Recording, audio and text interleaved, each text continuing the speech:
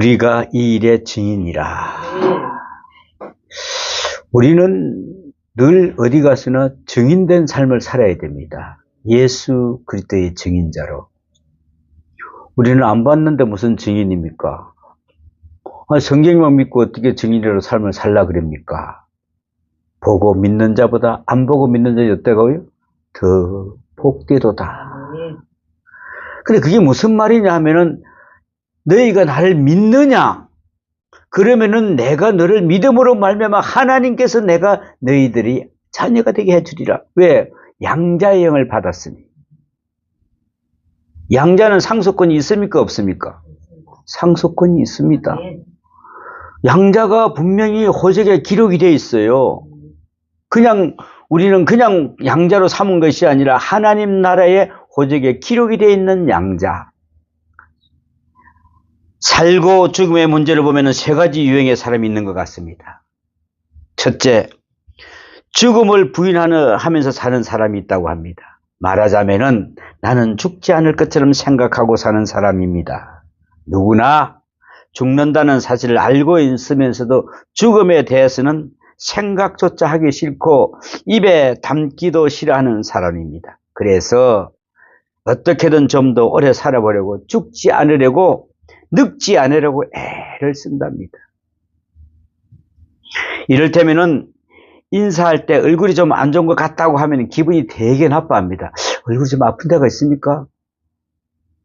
그럼 내가 이거 얼굴이 좀 무어서 이상이 있구나. 굉장히 기분이 안 좋고 합니다. 그런데 사실 좀 젊어진 것 같아요. 좀 예뻐졌어요. 우리 전도사님. 요즘에 좀 뭔가는 좋은 일인 것 같아요. 그러면은 굉장히 기분이 좋아합니다. 내가 뭐가 좀 좋아졌는가? 가서 분명히 그러면은 거울을 한 번 더 쳐다볼 겁니다. 뭔가 내가 좀 달라졌구나. 응? 얼굴이 젊다고 몸까지 젊는 것은 아니라고 합니다. 얼굴이 빛이 좀 나아지면 어떻고 좀 안 좋으면 좀 어떻습니까? 그러나 어쩔 수 없습니다. 결국은 늙고 때가 되면 죽을 수밖에 없다는 것을 우리는 알아야 됩니다. 오래전에 있었던 일입니다. 서울대학교 모 대학 단과대학의 학장님으로 계시는 분이 위암으로 죽게 되었습니다. 사회적으로는 굉장히 유능한 사람입니다. 서울대학교 학장 같으면 대단한 사람입니다.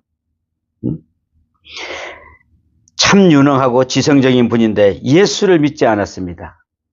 아마도 교만해서 믿지 않는 것 같았어요. 부인은 교회의 집사였습니다. 점점 죽음의 시간이 다가오는데 남편이 이 단과대학 학장을 하다 보니까 많은 일들이 하는 일들이 있어요. 연구 과제도 있을 것이고, 이 일을 어떻게 수습해야 할지, 정말 죽음에 얼마 남지 않는 남편 앞에서 어떻게 말을 할지 정말 난감했답니다. 그 부인은. 그래서 그 여집사님이 목사님께서 부탁을 드렸습니다. 목사님, 한번 찾아가서 우리 남편 유언을 좀 어떻게 할 건가 좀 알아봐 주십시오 라고 해서 부탁을 해서, 그래서 목사님께서 직접 한번 건면을 해보면 좋겠다고 찾아갔답니다.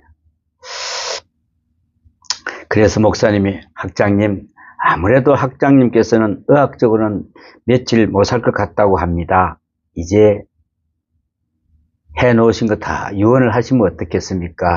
그렇게 아주 정중하고 조심스럽게 말을 건넸습니다.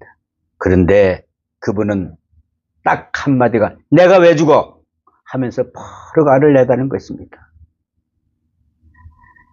내가 왜 죽는다고 빠락을 하던 그 사람이 불과 몇 시간 후에는 죽었습니다.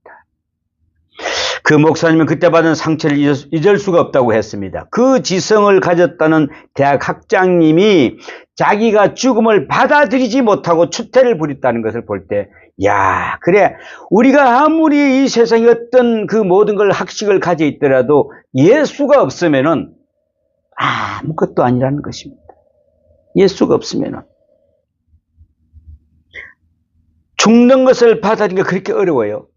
내가 죽는 것을, 내가 서울대학교 그래도 학장인데 내 동기들이 말이야 서울대학교, 의과대학교 전부 다 내 후배가 제자들인데 왜 못나 죽겠어 그 사람들이. 안 되는 것입니다. 안 되는 것입니다. 정말 마음이 좋지 좋지 않았다고 했습니다. 아, 그랬구나. 아무리 학식과 지식과 모든 걸 뛰어나도 예수가 없으면 저렇게 발악을 하는구나 하는 생각을 했다는 것이죠. 여러분, 안 죽으리라 생각하지 말고 안 늙으리라 착각하지 마십시오, 여러분. 내가 늙었으면 늙었구나 하고 받아들이십시오. 그래 해야 편안합니다. 아이고, 내가 왜 죽어? 아이고, 오늘 내가 이거, 다리를 좀 이렇게 하다 보니까 무릎이 욱신욱신 아프더라고. 야, 역시, 거의 한 70년 쓰니까 아마 차 같으면 벌써 고장나서 배차를 벌써 시켰을 거예요. 근데 참, 하나님 그래도 잘도 만들어 주셨어. 응? 얼마나 잘 만들었지 모릅니다. 두 번째 유형은 사람은 죽음을 향하여 사는 사람입니다. 죽음에 대한 의식을 가지고 삽니다. 여기에 또 두 분류가 있습니다. 자, 사람은 어차피 죽을 인생인데 젊었을 때 마음껏 놀면서 즐기다가 죽자는 사람이 있습니다. 즐기다가 죽는다는 것이죠. 늙어진다는 것입니다. 맞는 이야기입니다. 그래서 젊어서 놀아야지요. 옛날에 노새 젊어서 노새 늙어지면 못 노나니 이런 노래가 있었죠. 그죠? 자, 늙어진다는 것은 맞는 이야기입니다. 그래서 허리가 아프고 다리가 아프고 아픈 것이 점점 많아져 갑니다. 몸이 건강할 때 여행도 다니고 해야지. 여행도 여행 나름이지 나이 들어서 여행해봐야 별 재미가 하나도 없어요. 응? 죽는다는 것을 전제로 하는 이야기입니다. 하고 먹고 마시고 방탕하고 절망하고 향락하는 이런 삶의 모습으로 죽음을 의식하는 데서 나오는 것입니다. 한마디로도 허무주의입니다. 허무주의. 다른 한 부분은 사람은 늘 죽음을 의식하면서 좀 더 겸손하게 살고자 하는 사람입니다. 인간이 죽는다는 사실을 일상생활 속에서 되새기면서 좀 숙연해지고 진실해질 수도 있겠습니다. 그러나 항상 인생의 무상함을 생각하기 때문에 기쁨과 보람이 없는 삶이 되고 만다는 것입니다. 야, 뭐 이제 죽으면 끝인데 뭘 내가 어떻게 살겠어? 이렇게 하는 사람이 있다는 것이죠. 셋째는 또 유행의 사람은 사람의 생명을 하여 사는 사람입니다. 생명을 하여. 그렇다고 해서 죽음을 부인하는 또 사람은 아닙니다. 죽음을 받아들이면서도 동시에 죽은 다음에 생명을 믿는 것이다. 죽는 것도 사실이다. 죽은 다음에는 있는 생명도 사실이기 때문에 모든 가치관이며 철학이며 또 의미를 거기에 두고 살면서 현재를 생각합니다. 그래서 예수님께서 말씀하십니다. 마태복음 5장 3절에 보면은 심령이 가난한 자는 복이 있나니 천국에 그들의 것이며 그랬습니다. 심령이 가난해야 됩니다. 내가 내 자신을 내려놓지 못하면은 있어도 그걸 내려놓지를 못합니다. 참 안타깝죠. 안타까워요. 마태복음 5장 10절에 의를 위하여 박해를 받는 자는 복이 있나니 천국에 그들의 것임이라. 의를 위하여 박해를 받는 자.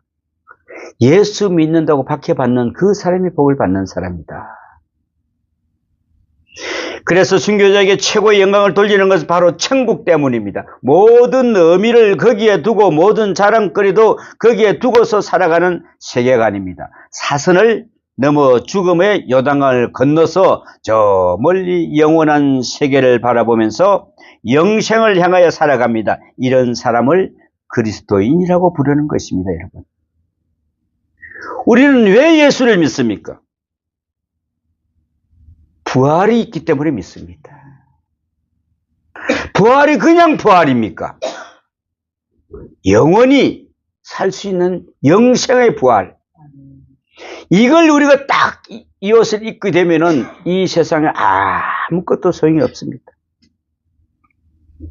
순교자에게 최고의 영광을 돌리는 것은 바로 천국입니다. 모든 의미를 거기에 두고 모든 자랑의 근거도 모두 거기에 두기 때문에 살아가는 세계관입니다. 사선을 넘어 죽음의 요단강을 건너서 저 멀리 영원한 세계를 바라보는 그런 것입니다. 우리 믿는 사람들 가운데서도 두 종류의 사람이 있는 것 같습니다. 하나는 죽음 없는 인생을 바라는 사람입니다. 나는 안 죽을 것이야. 나이 많으신 목사님께서 이런 말을 하시는 걸 들었습니다. 나는 예수님 오실 때까지 죽지 않고 있다가 예수님을 맞이할 것이다. 참 대단하신 분입니다. 그랬으면 얼마나 좋겠습니까? 그죠? 나이가 들어 저런 소리를 하는가 보다 생각했지만 정말이지 나도 나이가 들면은 저런 소리를 하게 되지 않을까 하는 의문이 앞섰습니다. 죽음 없는 인생을 바라고 그것을 축복인 것처럼 생각합니다. 그러한 생각을 가지고 있으니 안 늙고 안 죽게 해달라는 식의 기도를 하게 된다는 것이죠. 이런 기도는 정말 잘못된 기도입니다. 그런 기도가 있을 수가 없습니다. 부활이 있으면 어떻게 됩니까? 죽어야 부활을 합니다, 여러분. 죽어야 부활을 해. 죽지 않고 어떻게 부활을 하시겠어요?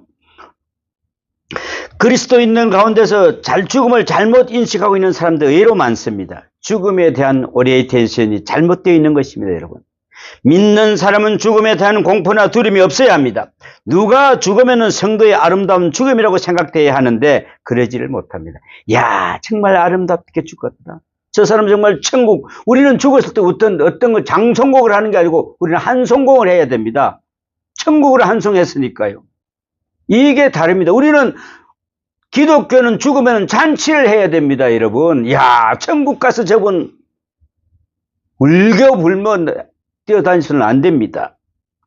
누가 죽으면 아름다운 죽음이라고 해야 되는데 그러지를 못합니다. 어떻게 죽었지? 참 안 됐어. 그래, 그럴 줄 알았어. 이렇게 한다는 것이죠. 무엇이 안 됐다는 말입니까? 인생의 결론은 만든 것인데 죽는다는 것은 근본적으로 불행하게 여기는 그러한 생각은 우리 믿는 사람은 잘못된 생각입니다. 죽었다면 너무나 감사하고 행복입니다. 행복. 얼마나 감사할까요? 저는 가끔 이런 고민을 할 때가 있습니다. 목사로서. 정말 입영 중에 곧 죽을 그런 분인데 임종이 가까운 사람에게 목사가 해주고 싶은 기도는 어떤 기도일까요? 이런 기도입니다. 하나님, 이 사람이 평안하게 죽음을 맞이하도록 해 주십시오. 주님의 얼굴을 반가운 얼굴로 대하게 해 주십시오. 그리고 너무 고통스럽지 않게 해 주십시오. 어서 숨을 거두게 해 주세요. 그런데 이런 기도했다가 가족들에게 물매 맞지 않을까요? 잘못하면은. 당신 좀 살아나고 기도하라 그랬더니 우리 아버지 돌아가신데 죽으라고 기도한다는 소리가 꼭 같잖아요. 여러분, 지금 육신의 고통으로 죽어가는데 하나님 능력으로 살아나게 해주세요라고 기도해 달라는 것이죠. 이거는 거짓말 기도입니다. 지금 고통이 안 받고 돌아가신 이게 엄청난 축복인데 이걸 살아나게 해달라고요? 이거는 거짓된 것입니다. 위선입니다. 그래서는 안 되는 엄숙한 시간입니다. 진실한 기도를 우리는 드려야 합니다. 어느 장로님이 아버지께서 세상을 떠나게 되었습니다. 그래서 그분이 목사님을 모셨습니다. 그 목사님이 보니까 너무나 고통스러워서 참 너무나 힘들어하는 모습을 보고 있었습니다. 시간이 흐를수록 더 고통스러워합니다. 그래서 목사님이 기도합니다. 하나님, 어서 이 사람을 거두어 주세요. 그리고 아름답게 인생을 마치도록 해주세요. 목사님께서는 이렇게 기도를 했습니다. 이 기도를 가만히 듣고 있더니 그 장로님 하시는 말씀이 목사님, 그렇게 기도해 주셔서 너무나 감사합니다. 그러더라는 겁니다. 그 말씀을 들은 목사님은 역시 참 장로님답다 하는 생각을 했답니다. 몇 시간 후에 그 장로님의 아버지는 숨을 거두었습니다. 여러분, 우리는 이렇게 기도하는 것이 옳지요. 고통으로 죽어가는 사람이 좀 더 살면 뭐 하겠습니까? 무슨 의미가 있겠습니까, 여러분? 머리부터 발끝까지 다 아픈데 본인이건 남이건 냉정하게 기도할 수 있어야 합니다. 하나님, 이 고통 어서 거두어 주세요. 이 육신에서 장막에서 벗어나게 주세요라고 기도해야 됩니다. 이것이 참된 기도가 아니겠습니까? 이러한 기도를 할 수 없는 것이 바로 현실입니다. 이것은 바로 신앙이 아닙니다. 참 신앙 안에서 죽음이란 하나의 은사입니다. 은사. 모든 고통으로부터 벗어나게 하는 인생의 종말을 짓는 것입니다. 부활이란 죽음이 없다는 말이 아닙니다. 죽음을 피하는 것도 아닙니다. 죽음을 면하는 것도 아닙니다. 죽은 다음에 있는 영생, 그것이 바로 부활신앙입니다. 가장 중요한 것은 생명의 문제요. 가장 긴급한 것은 죽음의 문제입니다, 여러분. 기독교는 부활의 종교입니다. 반 브렌이라는 학자가 이런 말을 했습니다. 부활 이전에는 그리스도는 없었다. 부활 이전에는 그리스도인이 없었다. 그리 이야기를 했습니다. 왜요? 사랑, 윤리, 정의, 사회, 평화 이런 것들이 기독교의 뜻을 뜻하지 않는다 그랬습니다. 기독교는 예수 부활로 시작되었습니다. 부활을 믿으면서 기독교가 시작되었습니다. 부활의 생명이, 부활의 능력, 그 후에 기독교가 있는 것입니다. 그 후에 그리스도인이 존재하는 것입니다. 부활은 죽지 않는다는 이야기 아니라 죽었다가 다시 살아났다는 것입니다. 복음서를 읽어보면 부활 사건에 초점이 있음을 알 수가 있습니다. 복음서들은 예수님께서 부활하신 후에 쓰여진 내용들입니다. 그런데 부활을 이야기를 하면서 또한 십자가의 고난과 죽음에 대한 내용들이 써져 있습니다. 자, 죽음에 대해서 역시 강조를 합니다. 예수님의 죽음을 진짜 죽음이었습니다. 그는 옆구리에 피와 물이 나왔다고 생생히 죽음을 모사하고 있습니다, 여러분. 완전한 죽음입니다. 완전한 죽음. 그리고 예수의 부활이 확신하다고 증거합니다. 죽음 없는 부활이 아닙니다. 예수님께서는 죽음을 앞두고 어떤 자세로 사셨는지 부활 신앙을 가지고 당신에게 닥친 문제 때문에 대처하는지를 성경은 말씀해 주고 있습니다. 부활은 옛 몸의 회복이 아니요 옛 생명의 희생도 아닙니다. 옛 사람의 완전한 죽음으로 시작되는 새로운 창조를 말하는 것입니다. 우리는 이것을 알아야 됩니다. 옛 사람, 완전한 죽음, 그 죽음에서 부활하는 또 다른 창조적 생명. 그래서 국어사전에 보면은 부활을 죽었다가 다시 살아나는 것이라고 풀이하고 있습니다. 웹스터 사전에는 Rising from the Death라고 되어 있습니다. 죽음에서 깨어나라고 설명합니다. 그러나 부활을 설명할 수는 없습니다. 다만 예수님의 부활 사건이 예수님의 부활하신 모습, 그 사건의 내용과 사건을 설명하고 있을 뿐입니다. 그야말로 표현할 수 없는 놀라운 사건입니다. 이것이. 부활의 개념은 예수께서 부활하신 그 순간부터 시작됩니다. 이것은 하나의 사건이며 동시에 우주적인 사건입니다. 부활은 세 가지 차원이 있습니다. 첫째는 예수님의 역사적 부활입니다.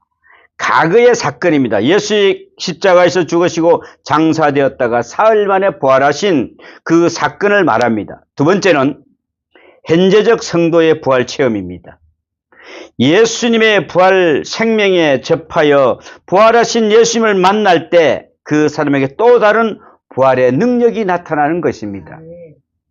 예수님의 부활, 생명의 그 인격, 그 영혼의 지성소에서 만나게 될 때 전혀 생각하지 못한 생명의 변화가 일어납니다. 사람이 달라집니다. 변합니다. 옛사람이 완전히 죽음과 함께 그리스도적 생명의 새로운 생명이 태어난다는 것입니다. 여러분, 우리가 아주 달짝지근하게 먹는 그 한 숟갈의 그 꿀벌이 말이죠. 몇 번이나 왔다 갔다 해서 그 한 숟갈 정도 생길까요? 수수께끼. 4200번이나 왕복을 해야 얻은 것이 겨우 그 한 숟가락의 꿀이 된답니다. 엄청난 것이죠. 그죠? 영어사전 웹스터를 집필한 웹스터는 36년 동안 밤낮으로 일을 했습니다. 36년 동안. 여러분, 고작 몇 년 해보고 했다고 하지 마십시오.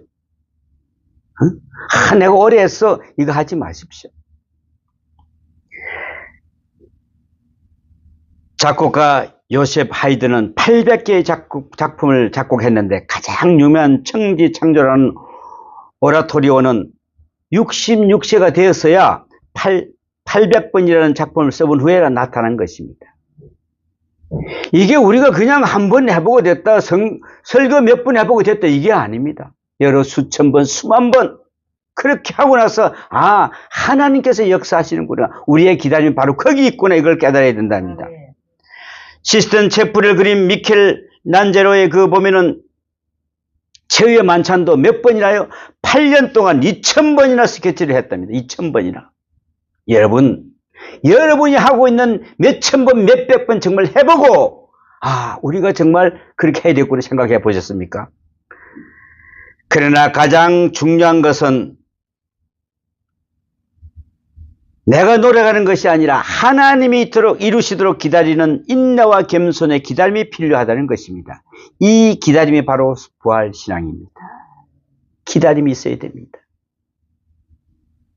출애굽기 14장 14절에 보니까 여호와께서 너희를 위하여 싸우시리니 너희는 가만히 있을지니라 그랬습니다.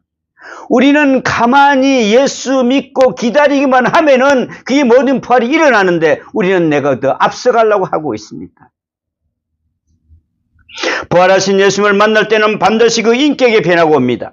세계관의 변화가 오고 가치관의 변화가 오고 그의 인생이 변화합니다. 그래서 우리는 이것을 현재적 실존적 부활이라고 하는 것입니다. 세 번째는 미래적이고 완성된 부활입니다.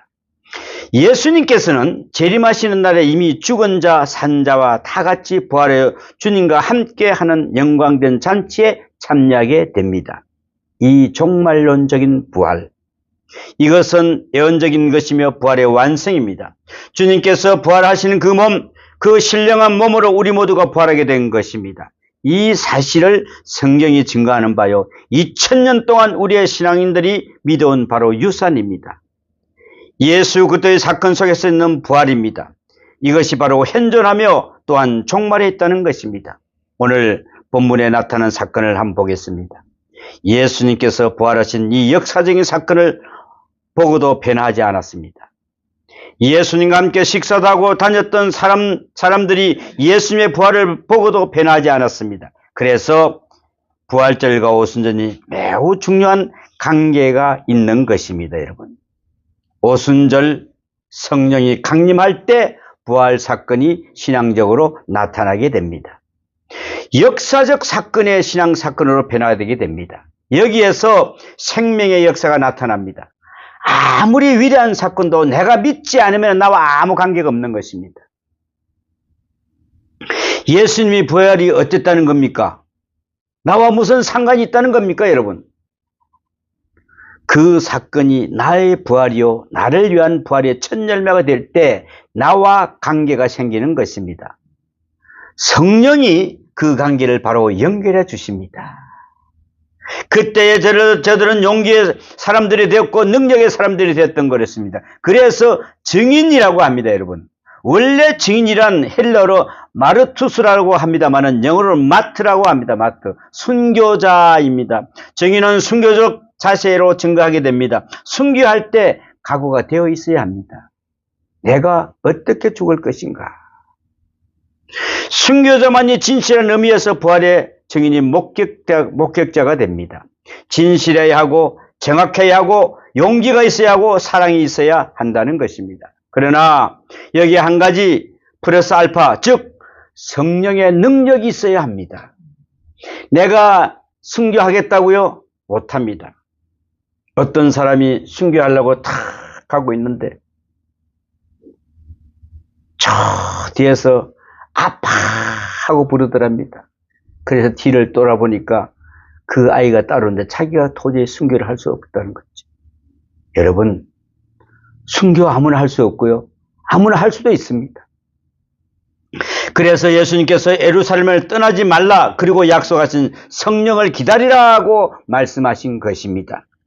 사도행전 1장 8절에 오직 성령이 너희에게 임하시면은 너희가 권능을 받고 예루살렘과 온 유다와 사마리아와 땅끝까지 이르러 내 증언이 되리라 하시니라 그랬습니다. 사마리아와 땅끝까지 이르러 내 증인이 되어라. 우리는 예수 그리스도의 증인자들입니다. 성령이 임할 때에 증인이 될 수 있다는 것입니다. 그의 자격과는 관계가 없습니다. 성령이 성경에 나타나 있는 초대 증인들은 세상의 눈으로 보면 형편없는 사람들이었습니다. 예수님을 지극히 사랑한 막달라 마리아를 보십시오. 끝까지 주를 따라가 주님의 첫 증인이 됩니다. 배신자, 주님을 3번이나 분해했던 베드로 역시 증인이 됩니다. 너무나 의심이 많아서 손으로 예수님의 옆구리를 만져보고 믿었던 해이론자 도마 역시 증인이 됩니다. 이 비겁했던 사람들이 성령이 충만해지자 자기의 경험과 지식과 생명을 다하여 증인이 된다는 것입니다. 여러분, 보고 믿는 자보다 안 보고 믿는 자가 더 복되다 그랬습니다. 우리는 이 성경 말씀을 믿음으로 말미암아 모든 게 이루어진다는 것을 알 수가 있습니다. 우리는 바로 믿어야 됩니다. 이게 바로 믿음입니다. 로마에 가보면은 바티칸 궁전과 박물관이 있고, 그 다음에 영화 키바디스 촬영 장소며 베너 촬영 장소가 있습니다. 그곳에 가면은 카타콤이 있습니다. 카타콤이 뭐냐면 지하 무덤입니다. 지하 무덤. 신의 한복판에 땅을 인공적으로 파서 만든 굴입니다. 긴 굴입니다. 그 안으로 들어가 보면은 죽은 사람의 뼈가 있고 여기저기에 성경 구절도 쓰여 있습니다. 어느 가이드 하던 분이 말했답니다. 저는 여기에서 예수님을 믿게 되었습니다. 가이드 하다가, 거기에 관광하다가, 이야기하다가, 다른 관광지라면 제가 말로 다 설명할 수 있지만 여기에서는 아무 말도 할 수가 못하겠습니다 라고 그랬답니다. 왜요? 부활을 믿고 여기서 죽어간 많은 그리스도를 어떻게 설명할 수 있겠습니까? 가이드가 설명할 수 있을까요? 할 수가 없습니다, 여러분. 그러면서 눈물을 흘리더라고 했습니다. 굴 속에서 나오면은 삽니다. 그런데 신앙을 지키기 위해서 굴 속에서 죽어갔습니다. 왜 그래야 했을까요? 그 가이드는 신앙인이 아니었지만은 진실한 신앙, 부활의 신앙을 하나를 지키기 위해서 그 속에서 죽어간 수많은 순교자의 이야기가 그를 감동받아서 기독교인이 됐다고 고백했다고 합니다. 여러분, 이 카타콤의 사건을 어떻게 설명할 수 있겠습니까? 그들은 부활신앙을 가졌습니다. 살아계신 예수 그리스도를 믿었고 앞으로 재림하실 그리스도를 바로 믿었습니다. 내 몸의 부활을 바로 믿었습니다. 그리스도처럼 부활할 것을 확실히 믿었기 때문에 일생을 거기서 살다가 죽을 수 있었던 것입니다. 바로 이것이 부활입니다.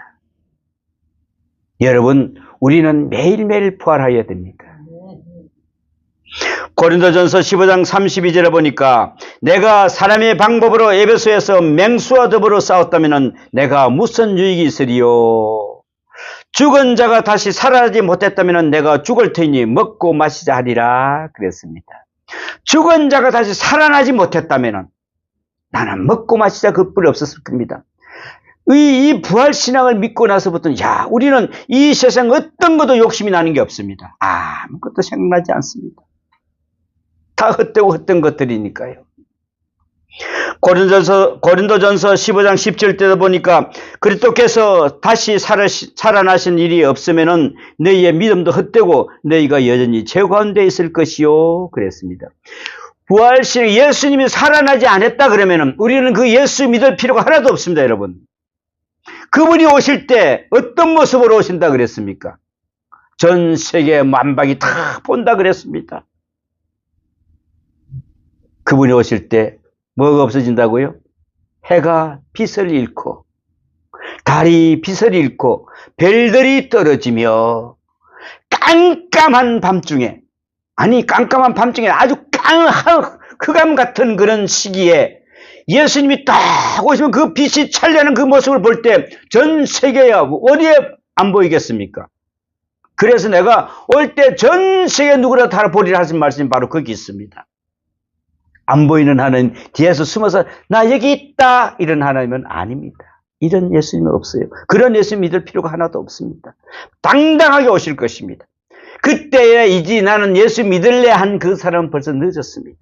그 사람은 구원을 받을 수 없다고 했습니다. 그렇습니다. 부활이 있다면 정말로 부활을 믿는다면 두려울 것 없습니다. 낙심할 것도 없습니다. 주저할 것도 없습니다. 누구를 미워할 것도 없습니다. 그야말로 자유합니다. 넉넉히 이기는 것입니다. 무엇이 여러분 무섭습니까? 아무것도 무서울 게 없습니다. 원수를 위하여 기도하면서 순교하는 스데반을 한번 보십시오.